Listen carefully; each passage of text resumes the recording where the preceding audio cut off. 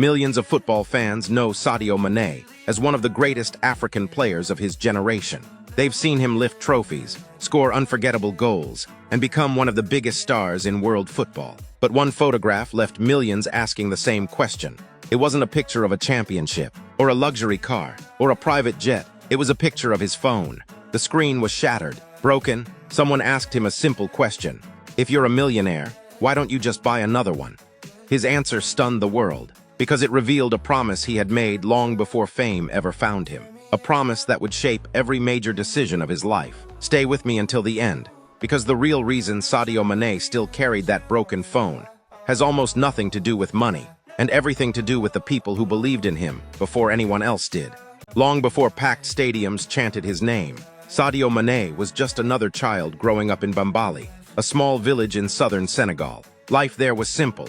There were no luxury homes, no football academies, no modern facilities. Many families struggled just to meet their daily needs. Electricity was unreliable. Medical care was limited. Education was a privilege, not a guarantee. But Bambali had something money could never buy. It had people who believed in one another. Neighbors shared what little they had. Families looked after each other's children. And when young Sadio began dreaming of becoming a professional footballer, almost everyone smiled kindly, because dreams like that simply weren't supposed to come true, or so they thought.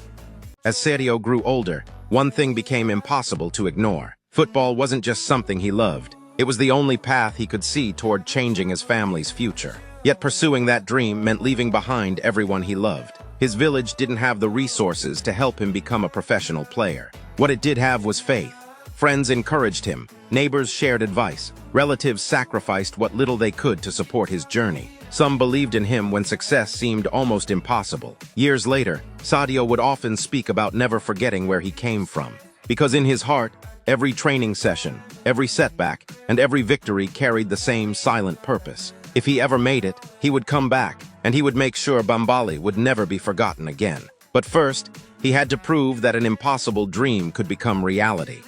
Leaving Bambali wasn't exciting. It was heartbreaking. Sadio was still a teenager when he left his village to chase a dream that almost nobody believed could happen. He had very little money, very few connections, and no guarantee that football would ever become more than a childhood fantasy. There were moments when giving up would have been the easiest choice. He missed his family. He missed home. He missed the people who had quietly believed in him. Every rejection felt heavier, because failure wouldn't only disappoint him. It would disappoint an entire village that had invested its hope in one young boy. Most people chasing success dream about escaping where they came from. Sadio never wanted to escape. He wanted to come back. That quiet difference would eventually define the man far more than the footballer. Opportunity finally arrived. Not as fame, not as fortune, just a chance. His talent opened the first door, leading him away from Senegal and into professional football. The pace was different. The expectations were higher. Everything felt unfamiliar. But one thing never changed: his discipline. While many young players dreamed about expensive cars and luxurious lifestyles, Sadio focused on something much simpler: improving. Every training session became another step toward the promise he had carried since childhood. Eventually, Europe noticed. Then came bigger clubs, bigger stadiums, bigger audiences. His career accelerated faster than anyone in Bambali could have imagined. But while the world watched a football star being born, Sadio was thinking about something entirely different. He was thinking about home. When Sadio Mané joined Liverpool, everything changed. He became one of the most feared forwards in world football. Champions League winner, Premier League champion, African Footballer of the Year. Millions of fans admired his speed, humility, and relentless work ethic. The money followed. Contracts worth millions, global sponsorships, worldwide recognition. From the outside, it looked like the perfect success story, the kind of life many people dream about. And naturally, the world assumed Sadio would begin living like every other superstar. Luxury homes, exotic vacations, designer watches, private jets. Instead, people noticed something strange. He hadn't changed, at least not in the way anyone expected. And soon, one simple photograph would make the entire world stop and ask, why?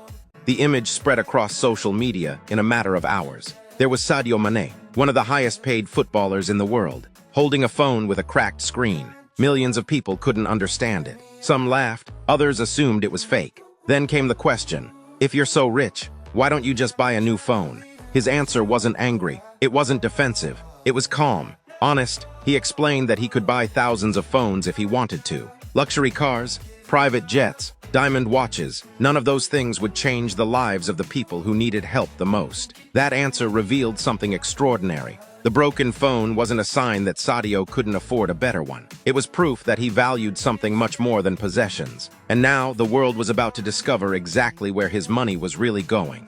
One by one, the projects began to appear in Bambali, a modern school, a high school, financial support for students, a hospital serving thousands of people, improved infrastructure, access to better healthcare, support for families, employment opportunities. These weren't publicity stunts. Most people only discovered them after local residents spoke about what Sadio had quietly been doing for years. He wasn't trying to build an image, he was building a future. Every brick laid, every classroom opened, every patient treated, was another step toward fulfilling the promise he had carried since leaving home. The boy who once needed the support of his village had become the man supporting an entire community. And perhaps that was always the real dream.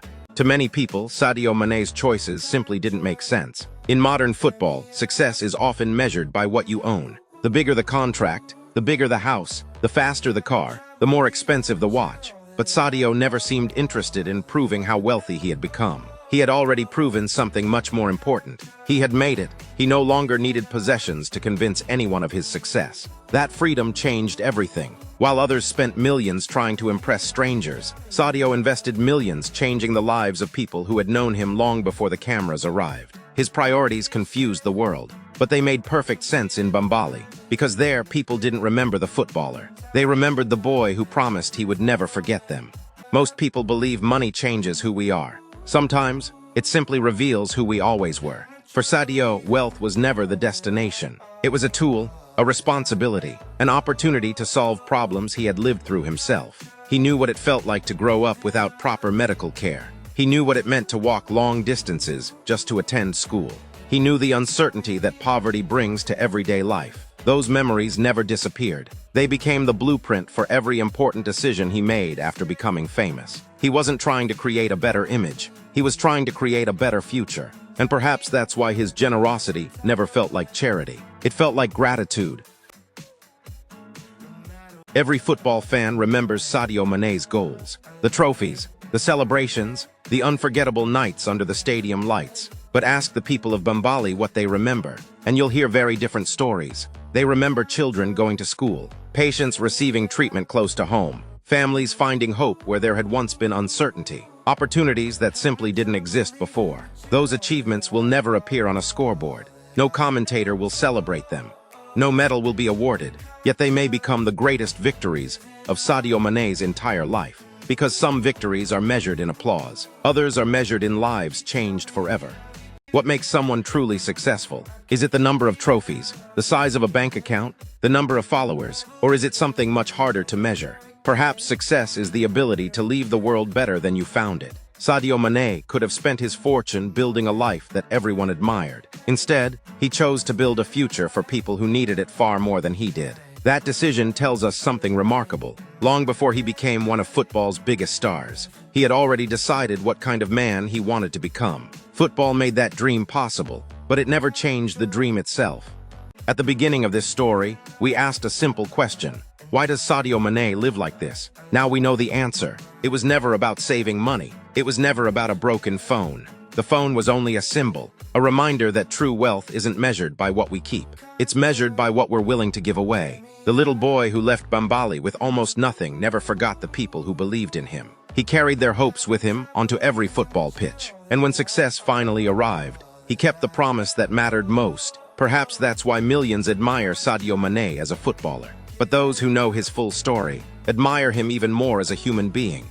A broken phone, a forgotten village, a promise that never appeared in the headlines. Sometimes, the smallest details reveal the greatest truths. Sadio Mané reminds us that greatness isn't defined by how much we earn, but by how many lives become better because we were here. The spotlight made him famous. His choices made him unforgettable. Now we'd love to hear from you. If you had Sadio Mané's success and resources, what cause would you choose to support? Share your answer in the comments below. We read everyone, and your story might inspire someone else. And if you enjoy discovering the hidden side of extraordinary people, subscribe to See Beyond the Spotlight. Every week we uncover the untold stories, hidden sacrifices, and remarkable acts of humanity that exist beyond fame, beyond success, and beyond the spotlight.